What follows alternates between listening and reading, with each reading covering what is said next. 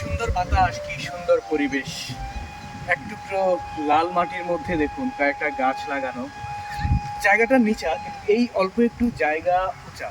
তারপরেও এই অল্প একটু জায়গা, এই লাল মাটি এবং কি কয়েকটা গাছের কারণে টোটালটাই আকর্ষণীয় হয়ে উঠেছে।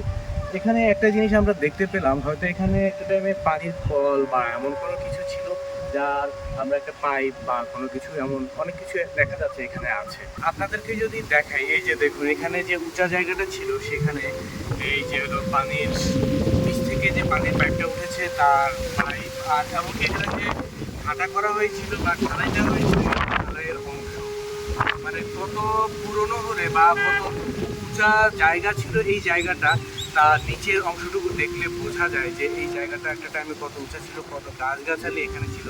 বর্তমানে মাটি সরিয়ে ফেলেছে, তাই এই অবস্থায় দেখা যাচ্ছে। আপনাদেরকে যদি আমি নিচে নেমে দেখাই, আমি কতটুকু নিচে নামছি আপনারা দেখুন জায়গাটা কতটুকু উঁচা।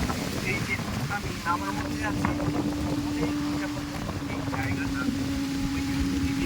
তারপর একটা জিনিস কি দেখুন, পরিবেশটা কত সুন্দর দেখা যাচ্ছে শুধু এই লাল মাটি আর এই গাছগুলোর কারণে।